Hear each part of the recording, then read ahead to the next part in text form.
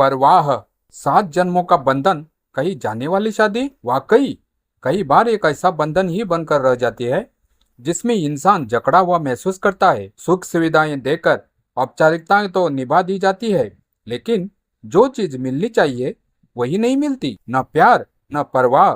मेरी शादी को 12 साल हो गए और आज हमारे 3 बच्चे भी है, पर 12 साल बाद भी मुझे अपने पति से प्यार नहीं हुआ। मेरी कॉलेज की पढ़ाई पूरी भी नहीं हुई थी कि मेरे लिए रिश्ते आने शुरू हो गए थे, परंतु मोल भाव के कारण कोई भी रिश्ता सेट नहीं हो पाया था। दरअसल मैं अभी शादी के लिए तैयार भी नहीं थी, परंतु घर वालों को मेरी शादी को लेकर बहुत ज्यादा उत्सुकता थी। और वो भी क्यों ना, मेरे घर की पहली शादी थी। मेरी एक सहेली रुचि अपने पसंद के लड़के से शादी कर हैदराबाद में रहती थी, जिससे मुझे बराबर बात होती रहती थी। जब मैंने अपने शादी की बात उससे की तो उसने कहा, शादी लव मैरिज करो या अरेंज, इससे कोई फर्क नहीं पड़ता। बस यह देखना कि लड़का कितना लविंग और केयरिंग है, उसकी लाइफ में तुम्हारी क्या अहमियत है। बाकी पैसे तो सभी कमा लेते हैं, परंतु वो प्यार हर किसी को नसीब नहीं होता। और हाँ सुनो, शादी करने से पहले लड़के से अच्छे तरीके से बात कर लेना और उसके बारे में सब पता कर लेना। शादी के पहले जब मैंने अनजान आदमी से शादी करने से इनकार किया तो माँ ने डांट कर चुप करा दिया। मैं एक ही बात बार बार कहती रहती कि मुझे इस लड़के को जानने का कुछ समय दो। मैं ऐसे ही किसी अनजान आदमी से कैसे शादी कर सकती हूँ? शादी करने के लिए दिल में एक दूसरे के लिए प्यार होना जरूरी है ना माँ। प्यार की बात तो छोड़ो, हम एक दूसरे को जानते तक नहीं। रूढ़िवादी परंपरा निभाने के चक्कर में किसी ने मेरी एक नहीं सुनी। शादी फाइनल होने से पहले मेरा मोलभाव अच्छे से हुआ। हाल फिलहाल की शादी में जो मोलभाव कर रकम दिया गया था उससे थोड़ा ज्यादा भाव मिला मुझे, क्योंकि लड़का सरकारी नौकरी में था और फिर मेरे पिता की टाट बाट का भी सवाल था। शादी फाइनल होने के बाद मुझे एक खास मौका दिया गया। लड़के से मिलने का समय निश्चित किया गया और मैं सवाल की एक लंबी लिस्ट लेकर गई थी। इतनी मिन्नत के बाद एक ही तो मौका मिला है जिसमें मैं सारा सवाल करके सारी बातें पता कर लूंगी। कुछ अपनी पसंद बता दूंगी तो कुछ उसकी पसंद भी मालूम कर लूंगी। मैं उससे मिलने के लिए बहुत ही उत्सुक थी, इसीलिए समय से 20 मिनट पहले पहुंच चुकी थी ताकि पहली मुलाकात में मैं लेट ना हो जाऊं। 20 मिनट छोड़कर पूरे 1 घंटे इंतजार की। मुझे लगा अब वह नहीं आएगा। मैं गुस्से से लाल हो गई और घर जाने के लिए गाड़ी के पास आने लगी। तभी अचानक पीछे से हाय की आवाज आई। मैं पीछे मुड़ी तो देखा वह कुछ दोस्तों के साथ था। मैं कुछ बोल पाती कि उसने जल्दबाजी में कहा, चलो बैठकर बात करते हैं। वह मुझे 1 घंटे से इंतजार करवा रहा था, उसे इस बात की कोई परवाह नहीं थी। मैं कुछ देर गाड़ी के पास ही रुकी और खुद को संभाली, फिर उसके सामने लगी चेयर पर जा बैठी। बैठते ही उसने कहा, क्या लोगी? कॉफी? हाँ, कॉफी ही लेते हैं। उसने मेरी पसंद पूछा नहीं, बस कॉफी के लिए कहा। मैंने हाँ में सिर हिलाया। फिर वह अपने मोबाइल में व्यस्त हो गया और कॉफी आने का इंतजार करने लगा। मैं सोच रही थी कि सवाल की शुरुआत वह करे तो मुझे भी पूछने का मौका मिल जाएगा। उसने कुछ पूछा ही नहीं। मैंने घबराते हुए कहा, जी आपको मुझसे कुछ पूछना भी है तो पूछ सकते हैं। उसने तुरंत जवाब दिया, यह सब तो घर वालों ने कर ही दिया है। वैसे मुझे आपके बारे में सब मालूम है, मेरे बारे में भी आपको बताया ही गया होगा। वैसे एक सवाल कर सकता हूँ आपसे? मैंने सिर हिलाकर जी में जवाब दिया। उसने कहा, कोई बॉयफ्रेंड भी है या था? मैं कुछ कह पाती कि उसने कहा, अरे घबराइए नहीं, यह आम बात है। ऐसे अगर था भी तो अब नहीं होना चाहिए। आपके पास्ट लाइफ में क्या था मुझे कोई फर्क नहीं पड़ता। अब आप मेरी घर की इज्जत है। मेरा मतलब है कि मेरी पत्नी बनने जा रही है, तो अब यह सब ठीक नहीं है। उसकी बातें सुनकर मुझे गुस्सा आ रहा था और गुस्से में ही मैंने जवाब दिया, जी मुझे कोई बॉयफ्रेंड नहीं था। उसने मुस्कुराते हुए कहा, चलिए तब तो बहुत अच्छी बात है। तब एक वेटर कॉफी लेकर आया और टेबल पर रखते हुए कहा, जी कुछ और ऑर्डर भी है? तो उसने तुरंत कहा, जी नहीं, कॉफी ही बहुत है, क्योंकि उसके पास समय नहीं था। उसकी कॉफी आधी ही खत्म हुई थी कि उसने कहा, वैसे सब ठीक है, मुझे जरा जरूरी मीटिंग में जाना है। आप घर जाओ और आराम करो। और हाँ सुनो, अपनी पसंद की ज्वेलरी माँ को बता देना, वह बनवा देगी।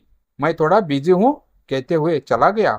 मैं एक हाथ में कॉफी और दूसरे हाथ में सवालों की लिस्ट लिए अपने सपनों से लड़ रही थी। वापस घर आई तो पापा जी बोले, लड़का अच्छा है ना बेटा, आखिर हो भी क्यों ना, अपनी लाडो रानी के लिए हीरा चुनकर लाया हूँ। मोटी रकम लग रही थी, फिर भी मैं पीछे नहीं हटा।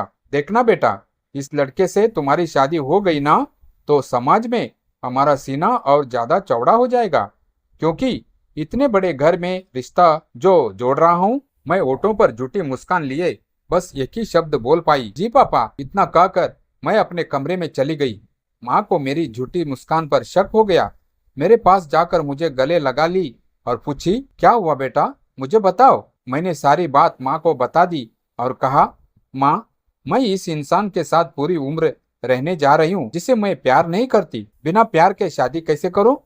और वैसे भी उसके पास मेरे लिए जरा भी समय नहीं है। वह बहुत बिजी इंसान है माँ। माँ कुछ देर सोची, फिर मुझे ही समझाने लगी, देख बेटा, शादी करने के लिए प्यार होना जरूरी नहीं होता। प्यार तो शादी के बाद भी होता है। तू घबरा मत, एक बार शादी हो जाने दे, देखना बहुत जल्द तुम्हें सब सही लगने लगेगा और तुझे भी दामाद जी से प्यार हो जाएगा और तू सारा दिन उसी के घर में उसी के साथ रहने वाली है, तो उसका सारा समय तो तेरा ही होगा ना। तुम इतना मत सोचो बेटा, आखिर मैंने भी तो तेरे पापा से ऐसे ही शादी की थी। तू तो एक बार मिल भी आई। मैं तो तेरे पापा को देखी भी नहीं थी और देख आज सब ठीक है ना। और इस तरह से मेरी शादी हो गई। शादी के बाद मुझे ससुराल में कोई शिकायत नहीं थी और ना ही उनसे, क्योंकि उन्होंने मुझे कभी किसी चीज की कमी ही महसूस होने नहीं दिया। घर में हर सुख सुविधा है। कभी बीमार पड़ी तो समय पर डॉक्टर और मेडिसिन। तीज त्योहार में नई साड़ी और नई ज्वेलरी अपनी पसंद की ले सकती थी। मुझे बहुत आजादी थी घर में, फिर भी दिल में एक ठेस सी उठती थी। मुझे दर्द होता था, मुझे खुद पर गुस्सा आता था।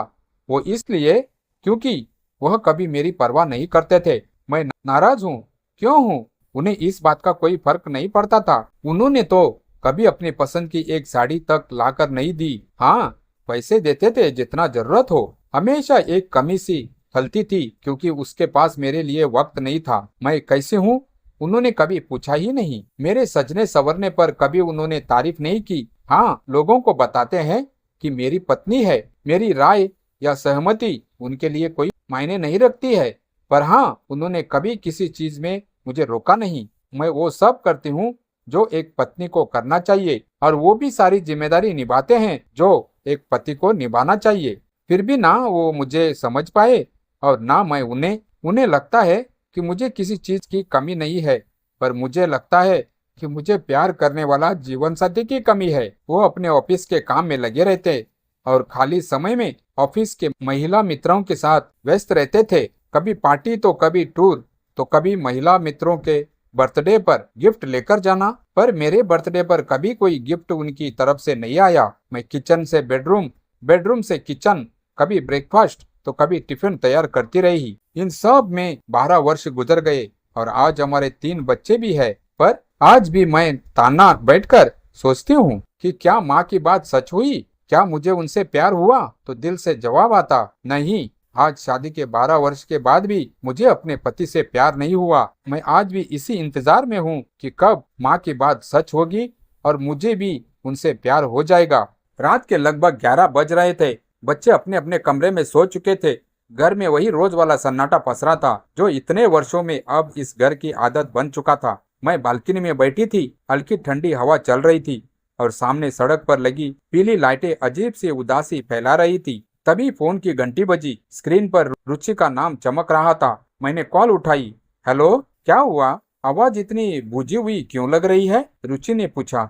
मैं कुछ पल चुप रही, फिर अचानक जाने कैसे मेरे भीतर दबा हुआ दर्द बाहर आने लगा। रुचि, शायद मैं बहुत बुरी पत्नी हूँ। ऐसा क्यों बोल रही हो? क्योंकि शादी के 12 साल बाद भी मैं अपने पति से प्यार नहीं कर पाई। दूसरी तरफ कुछ क्षण सन्नाटा रहा। फिर रुचि धीरे से बोली, और क्या उन्होंने तुमसे प्यार किया? उसका सवाल मेरे भीतर कहीं गहरे उतर गया। मैंने जवाब नहीं दिया। रुचि फिर बोली, सिर्फ जिम्मेदारियां निभाना प्यार नहीं होता। घर चलाना, पैसे देना, बच्चों के फीस भरना, ये सब जरूरी है, लेकिन रिश्ते सिर्फ इनसे नहीं चलते। कई बार लोग पति पत्नी कम और दो जिम्मेदार इंसान ज्यादा बनकर रह जाते हैं। मैं चुपचाप उसकी बातें सुनती रही। तूने कभी उनसे खुलकर बात की? उसने पूछा। मैं हल्का सा हंस दी। वो सुनते कब हैं? फिर भी कोशिश कर। फोन कटने के बाद मैं देर तक सोचती रही। शायद सच में मैंने कभी उनसे अपने मन की बात खुलकर कही ही नहीं थी। मैं हमेशा यही मानकर चलती रही कि उन्हें फर्क नहीं पड़ता, और शायद उन्होंने यह मान लिया था कि मैं खुश हूँ। अगले दिन उनका जन्मदिन था। हर साल की तरह घर में छोटी सी पार्टी रखी थी। उनके ऑफिस के दोस्त आए हुए थे। महिला मित्र भी थी जिनके साथ वह खुलकर हंस रहे थे। मैं खुद खड़ी सब देख रही थी। तभी उनकी एक महिला मित्र हंसते हुए बोली, सर, आप इतने शांत कैसे रहते हैं? भाभी जी कभी आपसे लड़ती नहीं है क्या? उन्होंने मुस्कुराकर जवाब दिया, ये बहुत समझदार है, कभी कोई डिमांड नहीं करती। सब हंस पड़े, पर न जाने क्यों उस दिन मेरी आंखें भर आई, क्योंकि मैं समझदार नहीं थी, बस चुप थी। उस रात पहली बार मैंने तय किया कि अब बात करूंगी। वो कमरे में लैपटॉप लेकर बैठे थे। मैंने धीरे से कहा, मुझे आपसे कुछ बात करनी है। उन्होंने बिना नजर उठाए कहा, हाँ बोलो। मैंने साहस जुटाया, क्या कभी आपको ऐसा लगा है कि हम सिर्फ बच्चों के माता पिता बनकर रह गए हैं? अब उन्होंने पहली बार मेरी तरफ देखा। मैं बोलती चली गई, आपने मुझे हर सुख सुविधा दी, कभी किसी चीज की कमी नहीं होने दी, लेकिन मैं हमेशा अकेली महसूस करती रही। मुझे आपकी जरूरत थी, आपके समय की, आपके एक सवाल की कि मैं कैसी हूँ, पर आपने कभी जानने की कोशिश ही नहीं की। वो चुपचाप सुनते रहे। मैंने आंखों में आंसू लिए कहा, आज 12 साल बाद भी मुझे नहीं लगता कि मैं आपकी पत्नी हूँ, बस इस घर की जिम्मेदारी हूँ। कमरे में भारी खामोशी छा गई। कुछ देर बाद उन्होंने धीरे से लैपटॉप बंद किया, फिर बहुत धीमी आवाज में बोले, मुझे लगा था यही प्यार होता है। मैं हैरानी से उनकी तरफ देखा। उन्होंने पहली बार अपने मन की बात कही।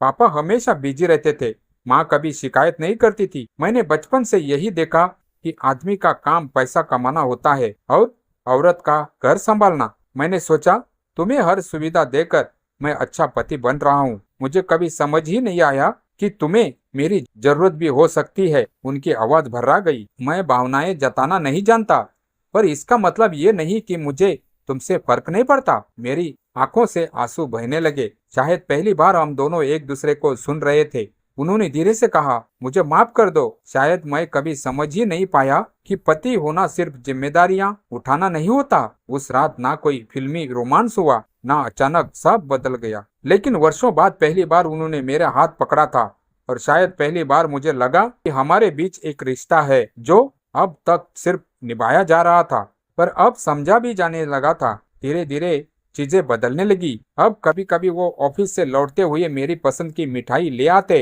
कभी पूछ लेते, आज तुम थकी हुई लग रही हो, कभी बिना वजह चाय बनाकर दे देते। ये छोटी छोटी बातें थी, पर मेरे लिए बहुत बड़ी थी। एक दिन उन्होंने अचानक कहा, चलो कहीं घूमने चलते हैं, सिर्फ हम दोनों। मैं मुस्कुरा दी। शायद प्यार अचानक नहीं आता, शायद वह धीरे धीरे जन्म लेता है, सम्मान से, संवाद से, परवाह से। आज हमारी शादी को 15 साल हो चुके हैं, और अब अगर कोई मुझसे पूछे कि क्या मुझे अपने पति से प्यार हुआ है, तो मैं मुस्कुराकर कहती हूँ, हाँ, अब होने लगा है।